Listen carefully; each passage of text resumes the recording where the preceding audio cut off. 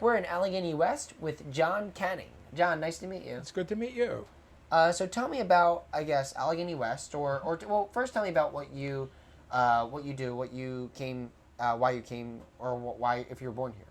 Well, I was born in this part of the city, which is the north side. Okay. And actually, I moved into Allegheny West in the very early 1970s and lived here for about 35 years, and then moved about 4 blocks away into the central north side to a much smaller house. But I'm very involved in an organization called the Allegheny City Society, which focuses itself on preserving the history of what was Allegheny City, and then also what is the north side. So we're interested in how institutions and how neighborhoods have grown. It's the north side is a very dynamic place, meaning it's in a constant state of change. Yeah, especially because of the Allegheny City whole thing that happened when Allegheny City became part of Pittsburgh City. Right.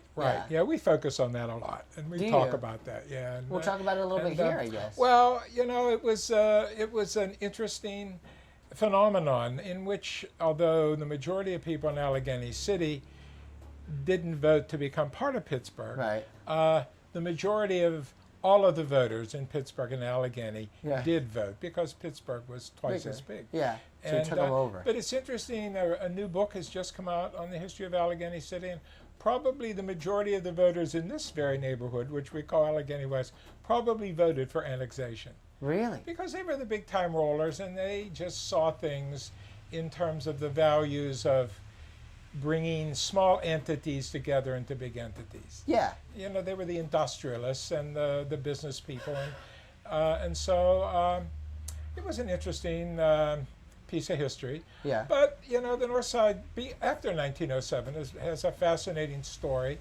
and we like to tell that story. And one of the parts of our mission is to support the programs that are involved in preserving the park. Yeah. That is, that borders Allegheny West, and it borders the central north side, and it surrounds Allegheny Center, and it borders the eastern neighborhoods, which are called historic Georgetown. Yeah. So the park is a great force that brings neighbors on the north side from a real diverse aspect of community together. The park just is there for everyone. The park is called the Commons, right? The park is called the Commons, right. It got that name because back when the little town of Allegheny was platted, that is when surveyors came out, before there was anyone here, they set aside 100 or more acres as common land. Wow. And probably by the middle of the 19th century, the common land was not at all a desirable place to spend time. It was initially common pasture, but by the middle of the 19th century, it was probably more of a common dump and a bit of a swampland. And I have to hand it to the leaders of Allegheny City at that time, that were very conscious of what was going on in other cities on the east side. Philadelphia, New York, Boston, of the creation of city parks. And so Allegheny City's leadership decided to turn the common lands into a very well-designed park for the people of Allegheny. And it's probably the oldest, well, it is the oldest park in the city of Pittsburgh. And it's met the needs of so many generations of people who've lived around it. It's a fascinating story. And like all pieces of history, it's a story that continues. So we're right now in a process of preservation and reclamation and rethinking what the park needs, what the needs of the community in the 21st century are, what they need from a park. Yeah, what are those needs? And so, well, I think they're varied, and they've always been varied. Yeah. The first design of the park was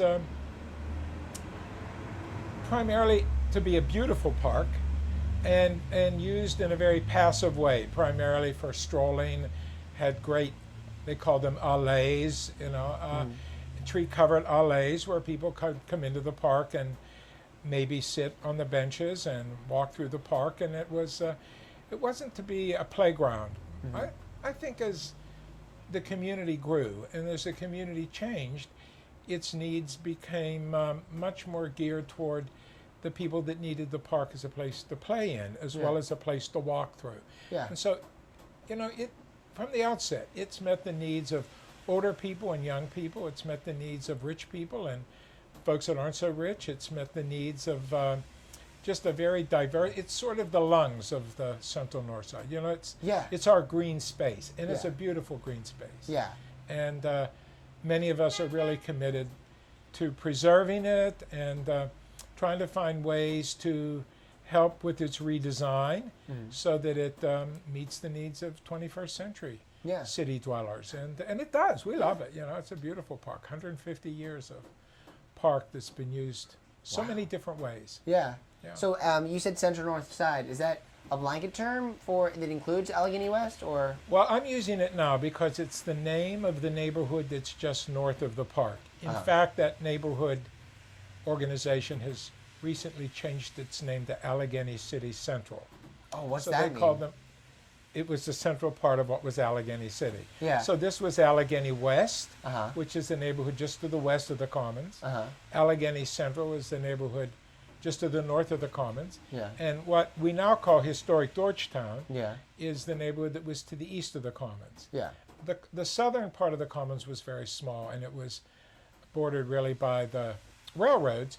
But of course, right in the middle of what the Commons is, this large 100-acre piece of beautiful green space, is Allegheny Center. Yeah. And so the folks that live in Allegheny Center enjoy the Commons, Yeah. all of the neighborhoods that surround it. It's just a wonderful asset to Yeah.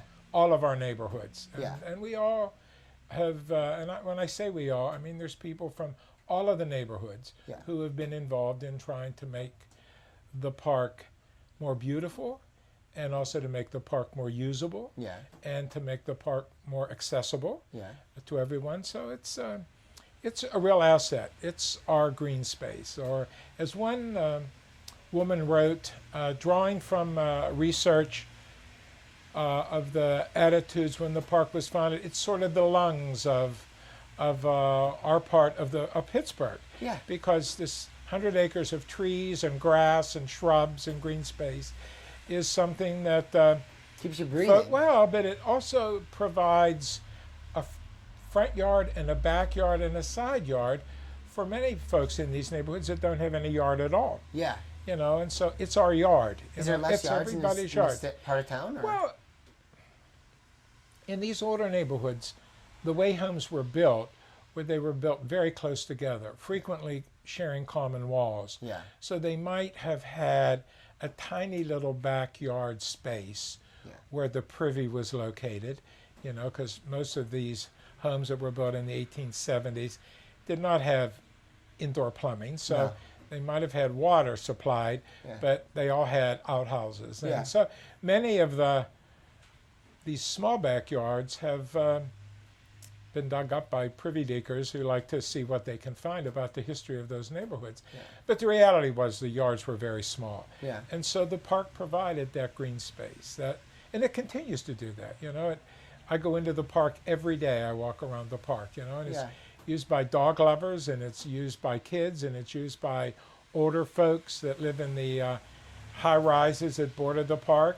It's used by professional people from Allegheny General Hospital. It's used by professional people that live in Allegheny Center. I mean, it's a park for everyone. Yeah, that's It's something that wonderful. Pittsburgh does really wonderfully is preserving what we're losing. Well, as a nation and all around we're losing is this common space. Right. The public space that used to be so big and is now disappearing. Exactly. And it also provides opportunities for people that might not normally interact with each other Yeah. to have an opportunity to interact. Yeah. When you go to the dog park portion of the park, there are people there that have dogs that maybe cost a couple $1,000s, Yeah. and there are people there that have dogs that they just got up the street from the Western Pennsylvania Humane Society. And I mean, it's just a wonderful common area. Your use of that term common, and our use of the term commons is, and the fact that we live in a commonwealth of Yeah. Pennsylvania,